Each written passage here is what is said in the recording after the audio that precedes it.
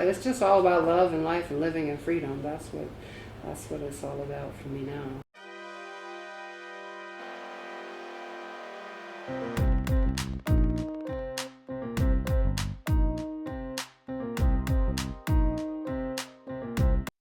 Welcome to the Rich Spinster podcast. This is Alexis. I took a week off last week. I took a week off last week and so much shit happened.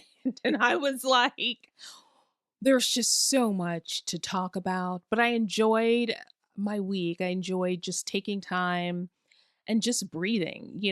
When I'm looking at everything that's on social media and everything that's happening in the news, sometimes I just don't want to talk about it. But I'm back and we're going to talk about it. First, I have got to start with that damn Pam Bondi. Let me tell you something, you guys. There are different types of women, different types of white women. Pam Bondi is a very specific type of white woman. I think we should not call her Karen because it does a disservice to the Karens. She's a Pam, okay? And what we saw from Pam Bondi was not only shameful, but I was embarrassed for her. This is a woman who is the Attorney General of the United States, who has had a long career in criminal justice. And she went to a congressional hearing acting like a total fucking fool. You were only performing for the president of the United States because you had no thought about your career, no thought about your family, no thought about your friends, no thought about your legacy, no thought about the future, the past, or the present. The only person that you were thinking about is Donald Trump. How long has Pam known Donald Trump? Because, like, Pam, were you a victim? That's the only thing that would make sense to me. This woman, as a woman, would not even look at the victims who were present at that hearing, would not look in their direction to even acknowledge them. The disrespect that showed, horrible.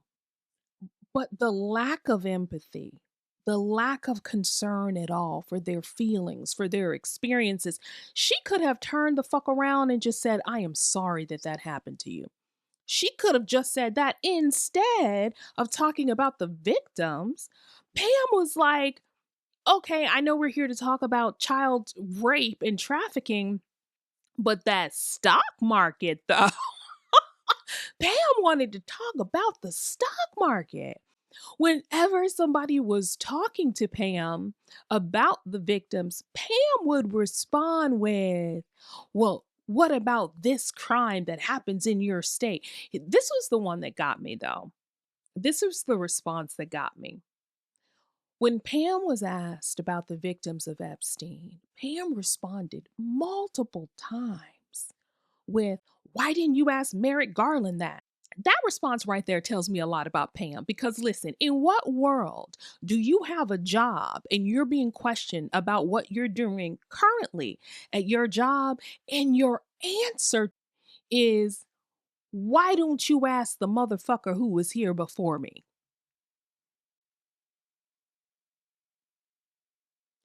How would that go over at work? I don't know how that would go over at your job, but I am pretty sure you wouldn't keep that job, nor should you. She is the head. She is that chief law enforcement officer in this country. She is the attorney general of the United States. And that was her answer. She sounded like a damn child. I'm telling you, Pam Bondi sounded like the mean girls from sixth grade. That's what she sounded like. That's what the fuck she looked like. I kept waiting on someone. See, this is why I could never run for office. There are so many times where I've thought, oh, I would love to run for a local office because I believe in service. I believe in public service. I think that is the highest calling for a person. And I know it's popular to say, oh, all politicians are corrupt or they're all liars and all of that. But there are people who go into public service who believe in the work. And the reason I know I could never do it is because my questioning of Pam Bondi would have started with, bitch. That's how I would have started it based on all of her responses. She didn't come there to answer anything. She came there to put on a show for Donald Trump. And that she did. She gave him a show, which makes me question her intelligence. What she doesn't understand is that Donald Trump is loyal to only one person, and that is to Donald Trump. And as a woman, when she was asked, what about all of the men? How many men have been prosecuted for what they did to these victims? How many men? Who? Name them. Pam was like, fuck all that. That's the path she chose. Pam Bondi is a perfect example of why I don't believe all women, trust all women, find sisterhood with all women, love all women. No, because some women are like Pam fucking Bondi, and those bitches don't even deserve to be called women. Those bitches deserve to be called bitches. Look, and I was telling friends on social media when I was watching the hearing, as a black woman, we don't use the word cunt often. It's a word that I don't personally find offensive. It's not really a word that is used in the black community. And so I never understood really why people got that offended by that word and not really understanding what that word really is. But when I watched that hearing, I was like, oh, that's a cunt. Pam Bondi. Okay? Pam Bondi is a cunt that punts because the entire hearing she was punting. Okay? She kept throwing everything into the equation except the thing that we were talking about. She was like, oh, you're a failed lawyer. Oh, you're this, you're that. She was calling Jamie Raskin a failed lawyer. Now, say what you want about Jamie, but failed lawyer, he is not. We're talking about a man who got his Juris Doctorate from Harvard.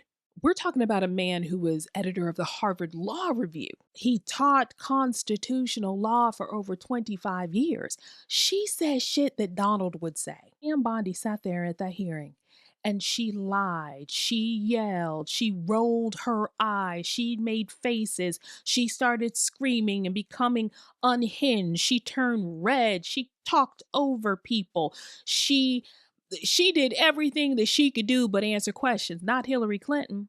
When Hillary Clinton sat in that same seat, Hillary Clinton testified for 11 hours straight. Hillary Clinton did not lose her cool. Hillary Clinton was not screaming, was not yelling, was not shaken at all. Hillary Clinton sat there the entire time, and the only reason she drank a sip of water is because the shit was there in front of her. Had it not been there, she would not have needed it. Hillary Clinton kept her cool. Hillary Clinton answered the questions directly. Hillary Clinton was unbothered, unshooketh. Pam could not carry Hillary Clinton's purse. I'm just saying. Let me tell y'all something. Pam Bondi is the type of woman that I would never want to work with nor for. The bitch is soulless. Don't be a Pam. If you have to be one of the two between a Pam or a Karen, be a Karen. Don't be a Pam. Because Pam is the worst kind of woman. Pam is unredeemable. She's fighting for Christians. When did this made up war against Christians begin? It is made up. And if she's a Christian and she says she's fighting for the rights of Christians, bitch, go throw your ass on an altar somewhere. You, along with the other Trumpers, need to throw your asses on altars. You need some holy oil. You need people to dance around you, maybe with snakes. I don't know what the ritual is, but you need something to cleanse your soul if you are a true believer. Because listen, Pam, what I know for sure is that if hell exists, bitch, you're busting it wide open. If you get there, don't ask the devil how you got there. When you get to the afterlife, don't start screaming for God, asking why you're going the opposite direction, why you're going away from the light, because you know what God will probably say? Bitch, ask somebody else, okay? Just like you told them at the hearing. Pam Bondi's crazy. I don't like nothing about her. I don't like that smirk on her face. I don't like how she smiles. I don't like that fake compassion she puts in her voice when a Republican was asking her a question that was not about Epstein. I don't like how she performs. I don't like her being inept. I don't like to see a woman make a fool of herself in any way, shape, or form. But especially when it comes to something like this, Pam Bondi is the worst kind of woman. And you know what I can't stand about women like Pam Bondi? It is the confidence that they try to exude while being dead fucking wrong. Let me tell you something too. I've never liked a woman who flips her hair the way Pam Bondi flips her hair. Something about it. I can't tell you a lot about it, but when I see a woman do that certain type of hair flip, I know that bitch ain't shit. And see, she has a very specific hair flip. She flips hair just on one side. I don't like it. I don't like it. As soon as I saw her flip her hair, I said, this is gonna be a long fucking day. Everything about her, everything about her. I've never been in a room with Pam Bondi, but I guarantee you I don't like her perfume. Absolutely do not like her perfume. I don't like anything about her. I can almost tell what her breath smells like after coffee. You ever talk to somebody and they have that sour coffee breath instead of that good coffee breath? Pam Bondi, I can tell, has that sour coffee breath. It kind of smells like coffee mixed with orange juice. You know what I mean? I don't like anything about Pam Bondi, even the things I have not experienced. I can just tell. I don't like Pams. Don't be a Pam. Pams are pathetic, angry, and misogynistic. To all the good Pams out there, I'm sorry. Just start calling yourselves Pamela. Shout out to Jasmine Crockett, though, for letting her have it during that hearing. The thing about Jasmine Crockett is, though, we need to protect her at all costs because Jasmine Crockett is very beloved. Love Jasmine Crockett, which also tells me Jasmine Crockett is a big target for people because people love Black women who tell the truth. People love Black women who tell it like it is and who are fearless and who take stands. Unless they work with them, unless they're managed by them, unless they feel that those Black women have power and authority over them, then the racism and misogyny kicks in. I know this for a fact because I've seen it, I've experienced it. Hell, I got stories. I've got stories. But protect Jasmine Crockett at all costs because I love someone who stands in who they are without fear, tells it like it is, and they don't really give a damn who has something to say about it. We need more of that. The tiptoeing around motherfuckers is how we got to this place. Okay, we should be done tiptoeing around. Retire your point shoes, you fucking ballerinas, and have some courage. Shout out to Jasmine Crockett for never letting me down, never letting me down, and she didn't let us down during that hearing. Brilliant to see people who actually care. And listen, those Epstein files are terrible. I can hardly keep reading about them. Honestly, it's too much. It is it is too it's too much. The idea that so many powerful people in this country who they are calling the Epstein class, these people have abused children for decades. And those in power have done nothing about it because they have money. And money wields power with so many people. We see that money has allowed people to push their values aside. You know, it's easy to say you have values and everything when no one's giving you a check to sell them. The more I read about this shit, the more listen, I have always looked down on people who have been conspiracy theorists. I'm like, what? It just denies all reason to believe X, Y, and Z. But now I'm getting some conspiracy theorists. Like, I'm not trying to join them or anything. And I certainly am not going to be running around here saying that Elvis and Tupac are still alive. However, Jeffrey Epstein's still alive. I believe he may really be walking around Israel somewhere. I don't know. I don't know. And then you see the things on the internet. I don't even know if that picture of Jeffrey Epstein or his look-alike walking around Israel is really a picture, if that's AI. But if that's a real picture, that's Jeffrey Epstein. And the picture that's going around on the internet of Jeffrey Epstein's body, that's not a dead body.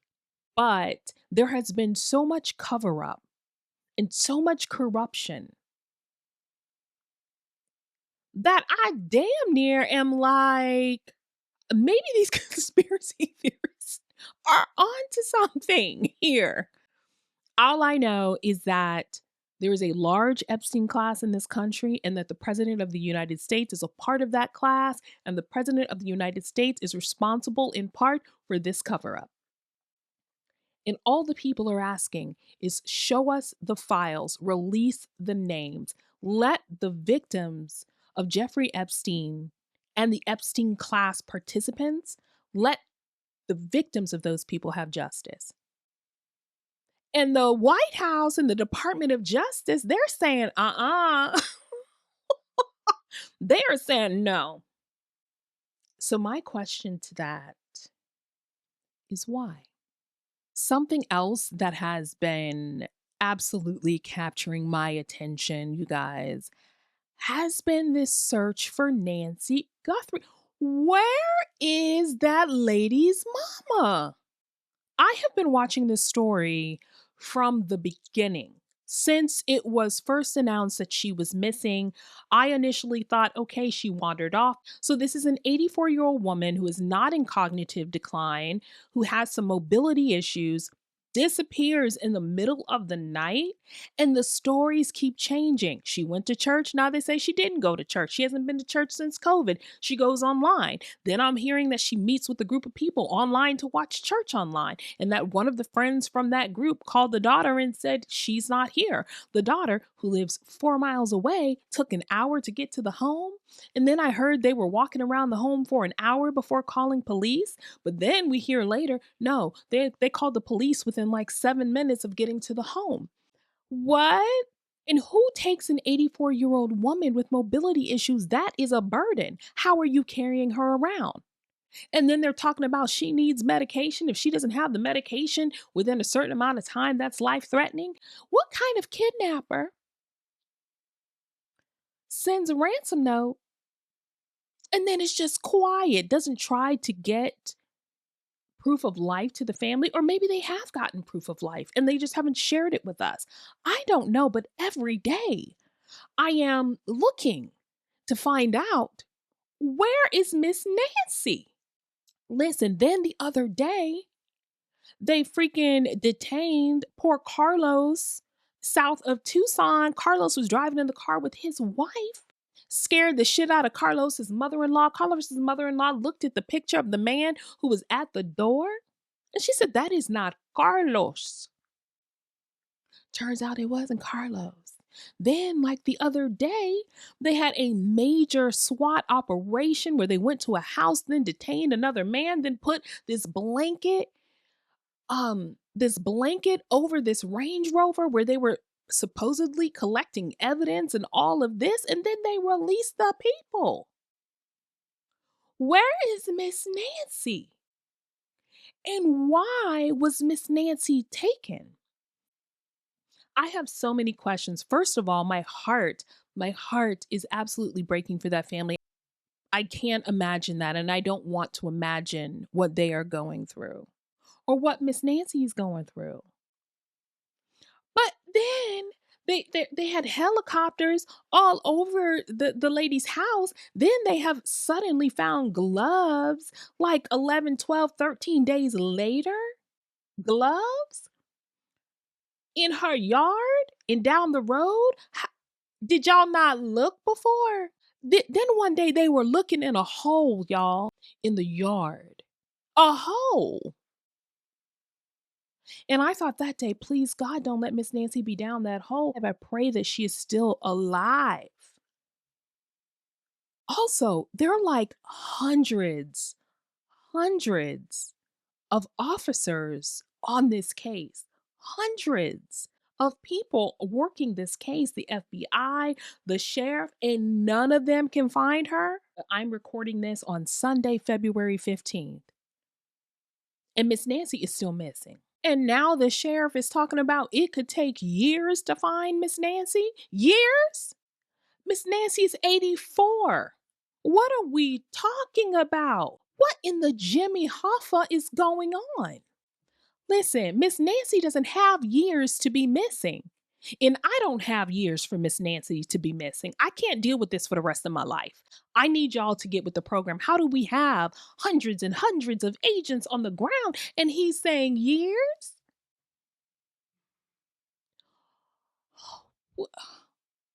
Listen, I don't want to work under the Trump administration, but the FBI needs me. The FBI needs me and my friend Stephanie on this case because I don't have years to wait for this. You know what this has put me through for 2 weeks? No, I need this case to be solved. I need this. Miss Nancy, if you're out there, please know we are praying that you get home. Somebody, whoever has Miss Nancy has been to that house before.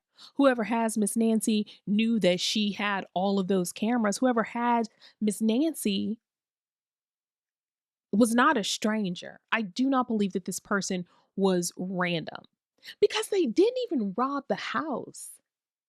They didn't even take anything from Miss Nancy. What the fuck? The stress. I can't. Let me tell you something. Me and my friend Stephanie alone could probably solve this case. And I understand that everybody says that, but listen, if you give the two of us a name, we will find out that person's middle name, that person's last name, where they work. We will find out their relationship status. And the reason that they broke up with the last partner they had is because that motherfucker couldn't keep a job. And every time they got a job, they started cheating on her. And when they cheated on her, she couldn't take it. And she would confide in his sister. And you know what his sister did? His sister told him every goddamn thing that she said. So she don't like that bitch either. And so the relationship was over. We can find out that the reason that the child failed the third grade is because she never took the child to tutoring when it was recommended by the teachers 2 years prior. We can find out what church somebody goes to. We can find out whether or not they're baptized. And if they entertain Jehovah's Witnesses, we can find out everything about anybody. The FBI needs to hire us. Say some prayers for not only Miss Nancy, but also her family, because they are going through it. And the rest of us are going through it too. It's like I'm so invested. I don't even watch the Today Show. And I am so invested in this story. I want this woman found. Damn. Cash Patel, isn't that your job? Aren't you leading this agency? Lead. Or hire one of us. Shit, I don't know. Now, also, since the last time we talked,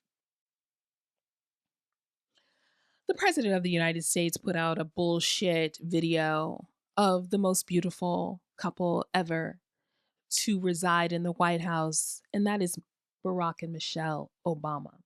I'm not even going to talk about that bullshit because you know what? It really doesn't matter. It really doesn't matter. What matters, especially during Black History Month, is the love that we all feel for the Obamas. We love them. They're beautiful. They're Black. They're unbothered. They're educated. They're classy. And we don't care what anybody says negative about them. We're going to love them no matter what. He's going to be our forever POTUS, and she is definitely going to be our forever FLOTUS. Speaking of Obama, Obama said that aliens exist. And frankly, that's all I needed to fucking hear. I want to end with talking about the Super Bowl and Bad Bunny. Listen, it's been a week since the Super Bowl, and we've all had a week to kind of digest what we witnessed. We all had a week to listen to other people's opinions and all of that. I will tell you my experience with the Super Bowl. I loved it. I loved the Super Bowl halftime show. And one need not understand or even like the music of Bad Bunny to understand what that moment meant. If you couldn't find joy there, if you couldn't find culture there, if you couldn't find a reason to celebrate there, if you couldn't see beauty there, if you couldn't see pride there, if you couldn't see America there, it's because you don't want to see it. That halftime show was absolutely beautiful. It was culture, it was joy, it was love, it was everything. And maybe that's what made so many people angry, because everything that that halftime show had, they absolutely lacked. And to see people who are black and brown and really the rainbow of Latin America on display, that was just gorgeous. It was gorgeous. Shout out to Bad Bunny. Yes, I was also one of those people. I was listening, and he said Cuba, and I was like, yes. I was excited. And I was just happy. And also looking at the videos of people whose families were watching and shouting when they heard their country's name, seeing the pride that so many people had. It was beautiful seeing the tears, seeing Ricky Martin. Can we talk about Ricky Martin for a moment? Those of us who remember Menudo, no, Ricky Martin was always the finest one. And listen, nothing has changed. Ricky Martin is a beautiful man. And when he appeared on the screen, the first thing out of my mouth was Ricky Martin. I just couldn't, but I don't know. It just, you know what, you guys? It just felt so damn good. That's one thing about the halftime show. It felt so good. And he was right. Together we are America.